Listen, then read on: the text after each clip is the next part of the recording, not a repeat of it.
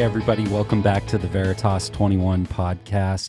We are going on to part 2 of dating in the XYZ generation, and I have Ryan with me, and we are going to be talking about connection in regards of relationships. Absolutely.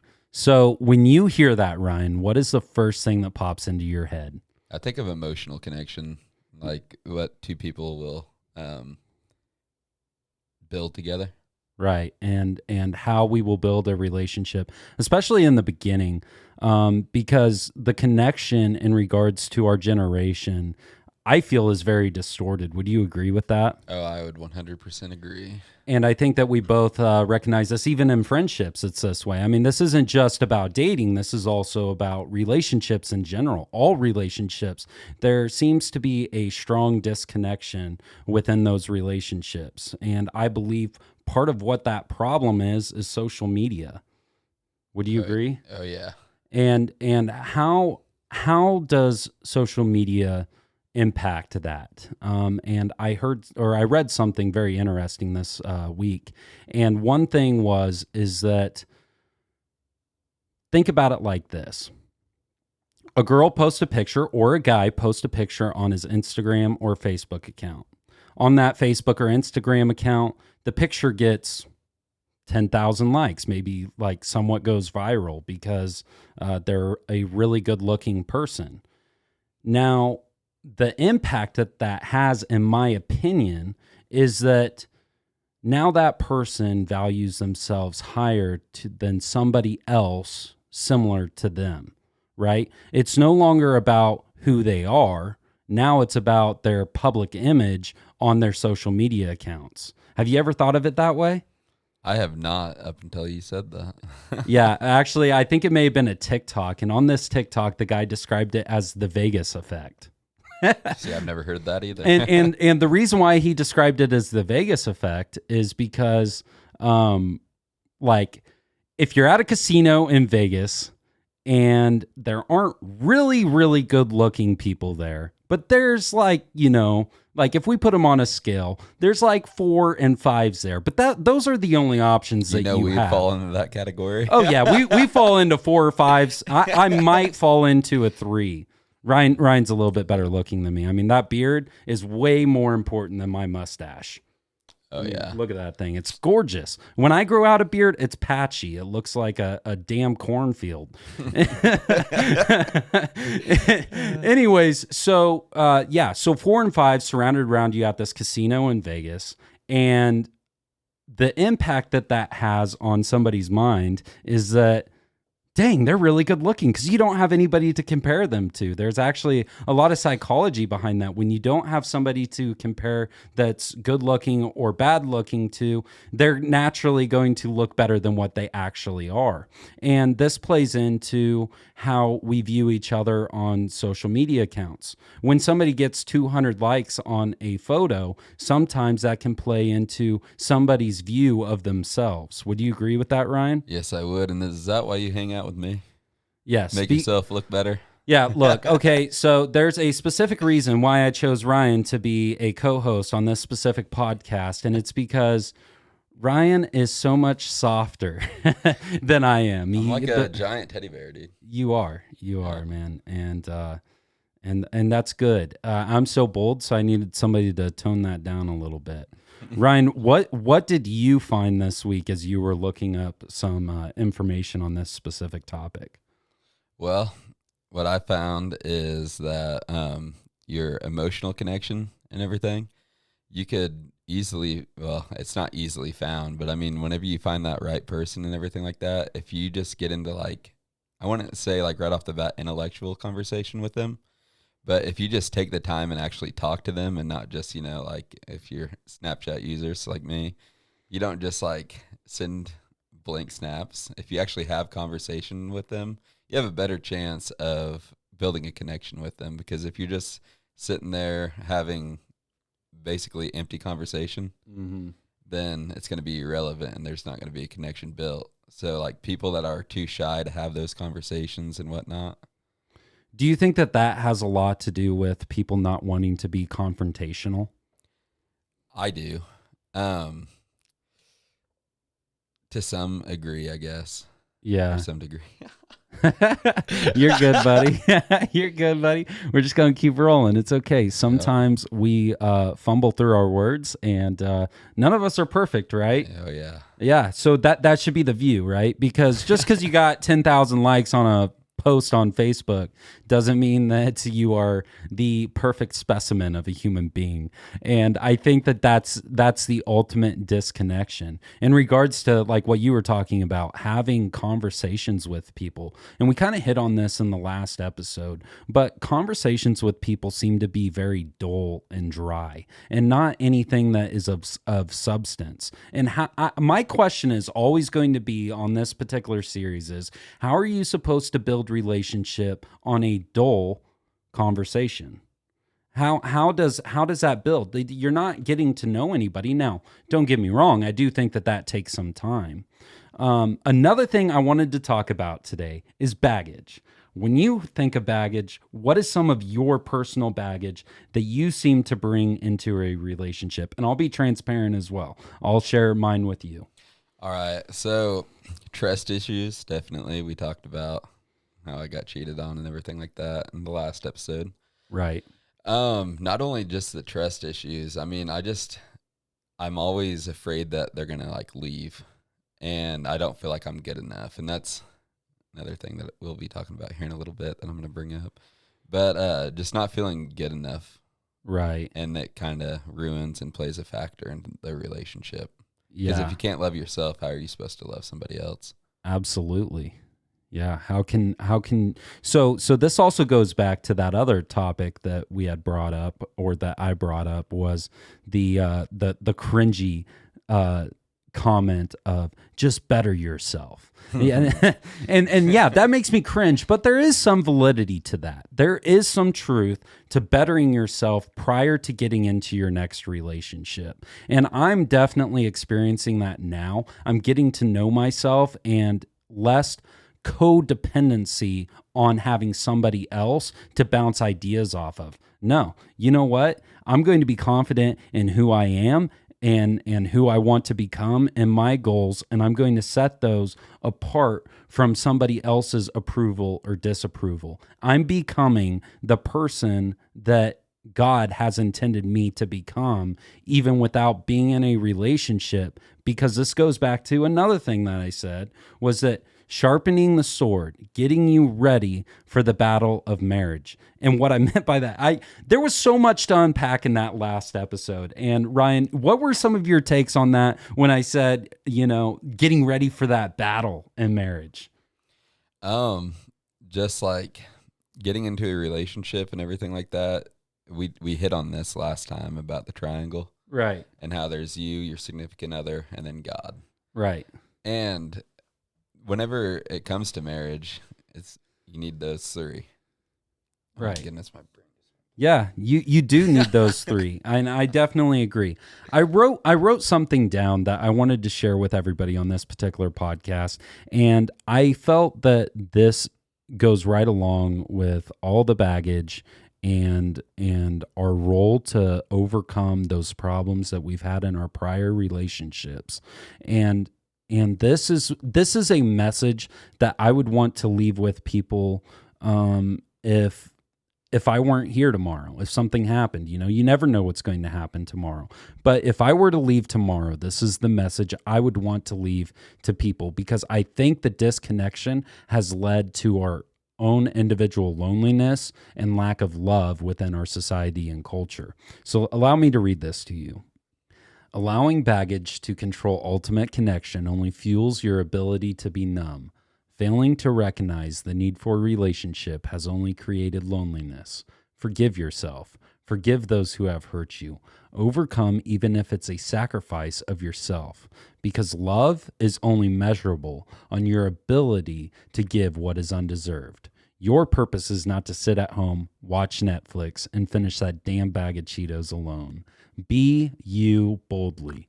Understand your limitations, recognize your failures, and overcome them through your successes. Give the same energy to those around you, even if it's the hardest thing you have to do. And when asking yourself, am I loved? ask yourself, where do I add value in these relationships? Strength is measured on your drive to solve problems, not by suppressing them. Lead yourself, lead your friendships, lead your circle into the most authentic relationships, strengthened through openness, accountability, and transparency. Love through the mistakes each one of us make, because this is how you will impact people, is that you recognize you are no different than your fellow man. Love them relentlessly. If I were to hit on one thing that I wrote there, it would definitely be on the suppressing of your problems. And this is where baggage comes in, right? Is because we bury our problems down low into our mind just to get past them instead of dealing with them. And if we don't deal with them, how can we have openness? How can we be successful in a relationship? How can we grow as an individual if we don't deal with the problems that we have? I believe that there is a ultimate desire within mankind in general. There is an ultimate desire that each one of us are loved beyond our wildest imagine, because what is innate to human nature is connection. And connection is so important to how we roll through life. It's how we will build interpersonal relationships with people at work, and friendships and relationships with your parents. And the only way that we can move on past any of the hurt is through forgiveness. Would you agree? I 100% agree. And what are your thoughts on forgiveness? Like, what do you think that it takes for you to forgive somebody? Ooh, that is a deep conversation. But all right, so in relationship, like, let's say for instance you're being left, kind of like my situation right now. Forgiveness to me, it definitely takes me time personally. It just, because you go through certain moments of grief, I'll call it, Right. where there could be like one day that you're super happy about this, and then the next day like you're super mad at this person. But at the same time, you're mad at this person, but you need to learn how to forgive them. And for me, that does take a little bit of time. Right. And in forgiveness, is that as simple as forgetting what happened? No. Would you say it's evaluating what happened in a healthy manner? Mm-hmm.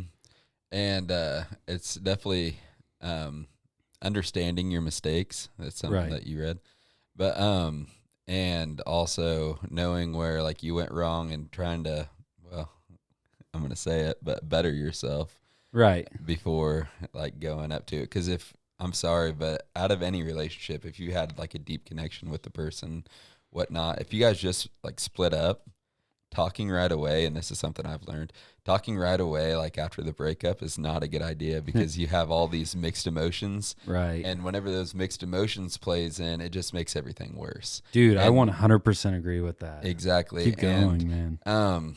Just like whenever you make the situation worse, it's going to make it way harder down the line to forgive the person, because you're just going to be mad and you're just going to be sitting on it. You're going to be dwelling on it, and it's going to be like a never ending cycle. Right, right. Yeah, because like, how can you get out of this cycle if you're talking to them and you have all this pain and all this hurt going on inside of you, and rage? Really, that's what I would call it. I would call it rage. You have this rage inside of you, like, no, I want to make things right. I want to get it right with my ex, whatever it may be. I want to get it right. So you just shell out all of your emotions, all of your love and all of your affection towards that person. You just shell it all out. Look, I know, like me, when I move on, like, I want complete closure, right? Exactly. And I think that's how a lot of people are. Right. And if we want complete closure, we have to sometimes deal with the part that's vulnerable about us. Do you know what I mean by that? Oh, I do. I 100% agree with that. So like me, for instance, I'm all about transparency.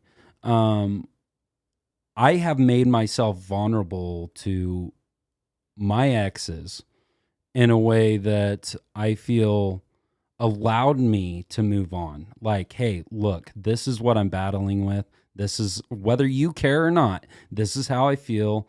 and not out of anger, not out of resentment. I just want to tell you this is how I feel. And then if that conversation right there is stopped by that other person, I know it's not meant to be. Like, that gives me some validation to move on past the baggage that was once there. Would you agree with that? I would agree with that. And I think moving on is probably one of the hardest things. You know, we're talking about bettering yourself. The cliche part is when everybody around you is telling you, better yourself, better yourself, better yourself. Hey man, that's why sometimes I go see a damn therapist. You know, I want to better myself, but sometimes people just giving that baseline, like, just better yourself, is actually, to me, is a cop-out. It's a cop-out. I don't really want to talk to you about the problems that you're having. It's like a participation trophy, kind of. I mean, like, it's just given. Right. And, like, it's even worse whenever you expect them to say that kind. Like, whenever you're going through something, and, like, whenever I'm going through something personally, I do not like really communicating. Like, I'm a closed book. But then, like, somebody comes over, are you okay? Of course, the common answer is going to be, I'm fine. But a lot of people know that you're BSing. Like, right, that you're full of crap. And so being, if I can interrupt you. Yeah, you can. So being the person that's being asked that question, hey, how are you doing? Why wouldn't you tell them? I have an answer for this, but I want to hear your thoughts. Why wouldn't you tell them how you're actually doing?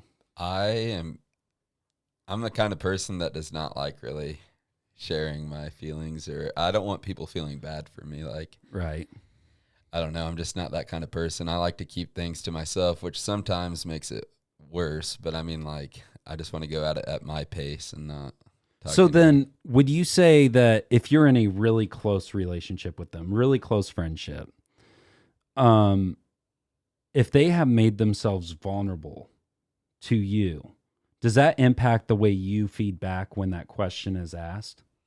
It does, because if they're telling me their feelings and everything like that, obviously we've had deep conversations before prior to this and everything, and it makes me feel more opened up to them. I had to be super close to someone to really be able to tell them how I feel. Right. And if somebody just wants to give you the baseline, you should just better yourself, that's, to me, not caring. Yeah, it's not. It's just like something to get, like you said, just get by with the conversation. Like, I don't really care what you're feeling. I just want you to still like me. Yeah, right. Exactly. I just want you to like me. I just, I just want some, like, soft, type friendship, relationship. I really don't care about you. I just think that it would be awkward if I walked past you and didn't have a conversation with you. That's how it is. Yeah. And if I didn't ask you how you felt, then I would just, in myself, I would feel bad. I believe there's a level of selfishness there. Not only is it vague, but it's also selfish. Like, you want intense conversation. Like, you really want to know how I feel. You really want to lead me into that.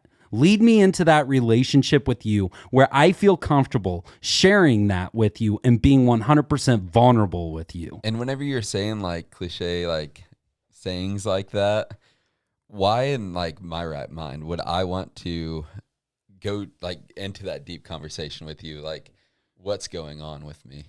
Like, right. I just don't feel like you care. And that's another thing. Whenever I get asked that question, the reason I'm a closed book is a lot of times I don't feel like people really care. I'm an overthinker. Exactly. And I don't want somebody to just have to listen to all my, like, sob stories, Yeah. Because I'm that way. Whenever I'm listening to somebody, sometimes I'm like, let's get this conversation over, because this and is I think boring. We're all that way. Yeah. And there are times, it just depends on the person or, like, the relationship, There are times that if one of my friends are going through a hard time, this sounds messed up, but I enjoy listening to it. Like, I mean, I don't enjoy that they're in pain, but I enjoy listening to, like, let them know that I'm there for them, because it's always important to have somebody there that cares for you. And I feel like with all my friends, I really do care for them. Right.